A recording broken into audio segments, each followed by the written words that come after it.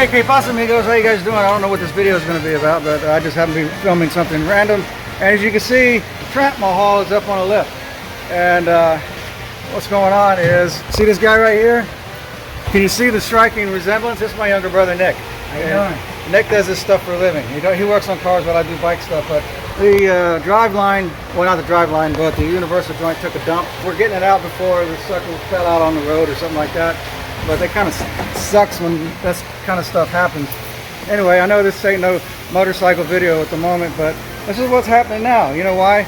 Because the reason why I don't have any garage videos in my place is because all of my stuff runs. There's nothing wrong with anything, so I ain't got nothing to do in the garage except for make me ride something until it breaks. So anyway, these are the bearings that came out of the U-joint. These guys were on their way to being bad. And here's the bearings that came out of the other side, and they were about as dry as they can be. So this driveline has seen better days for sure. And there's what's left of it here. So anyway, so what do you think? Is it Fubard? Beyond. Yeah, beyond Fubard. So anyway, this rear end has seen better days too. It has a little bit of a sag to it, so what I did, I also picked up some leaf helpers right here. So that the van would be more suitable to, you know, pull a trailer, because we're actually going to Born Free in October, which happens to be next month. And this time I kind of want to haul the trailer, bring the van, because as you guys saw in a previous video, that this van is set up to be lived in, and it's easier to fall out of bed in the morning, which this thing has a bed in it, than it is to just pick yourself up off the ground in the morning. So anyway, maybe bring this, haul one of the bikes, maybe the Tramp or something like that.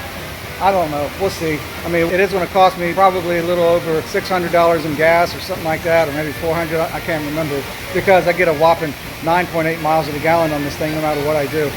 So anyway, I'm gonna quit yammering my hammer, and we're gonna get down to the parts store and, you know. Okay, I forgot to film us at the parts store, but anyway, we got it done. So we got the new joint and the shaft. Okay, that's in. And this is going in. Alright. I don't know, what is that, like a half-inch wrench? Half-inch, 13, same thing. Alright. All ready to go.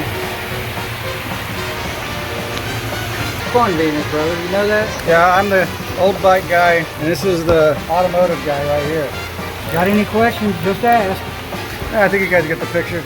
So I want to put this phone down and look about putting this stuff in right here.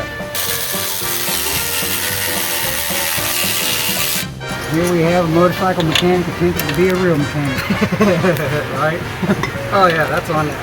One should not fear the Ugga Dugga until Righty Tighty becomes Lefty Loosey. Ugga Dugga Chapter 1, Verse 3. Yeah, really. I can get a longer action if you want. I just want to get to where I don't want to go no more. That's there. Feel the burn. Yeah, really.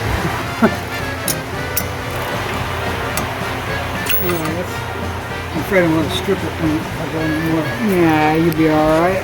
Okay, we got stuff in there. Brand new universal joint. Got me some leaf helpers on here. And this thing's about to come down. So I don't really know if it's going to make a difference or not. You think it's going to work? I think it's going to work. He thinks it's going to work.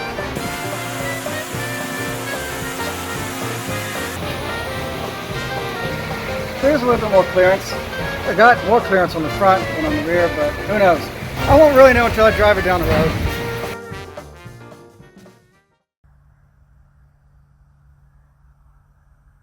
And there it sits. There it is. And it's actually several days later. Some of you may have seen in my community that we went to go get my mother from West Virginia to bring her back down to Mississippi, and that's over with. Actually, it's not over with. There's still the process of getting her settled. So, but anyway, but there's the van, man.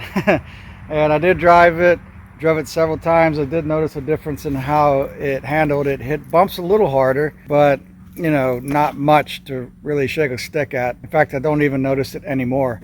But there it is. It seems like there's more clearance on that rear wheel. Well, the same thing on the other side. But one thing I do notice that is a big difference is this. There's a lot more ground clearance between the ground and that hitch assembly. So I guess it did something. But anyway, within that span of time, as far as, you know, when we were working on the van, it became obvious, or however you want to say it. I guess I'll say it like this. We're not taking the van to Born Free for whatever reasons. In fact, I mean, I thought it was going to work out that way. Not that we can't drive it, but circumstances didn't work out the way I thought they might as far as the convenience of it. But anyway, I'm not driving the van to Born Free. So what I am going to do is I'm going to ride this motorcycle right here. My buddy Jason is going with me this time. The women's are going to, well, I don't know if the missus is going to ride with me or not. It all depends on certain things. So anyway, but this is the bike I'm going to ride. I mean, thought about riding this one again, but the thing is, well, I had a little doozy with it about a couple of weeks ago, and I had it coming to me. It stalled out at the end of the driveway because I have a lot of sand in my driveway. That is at the end of it, and it bogged down in the sand and it stalled out. And so I was kind of in a hurry to get where I was going for no reason at all. I don't know what my problem was. So I did the thing that you don't do with a shovel head, that is a kick-only shovel, is that I got in a hurry trying to start it again. You know, granted, you know, all you guys who know these bikes, who know how to kick start a bike, especially an old Harley, is that the piston's got to be in a certain position. The kicker has to be in a certain position, and if it's not, one of two things is going to happen. It's not going to start, or it's going to kick back, which was both. And it got me good. It got me real bad. And my foot turned black and blue.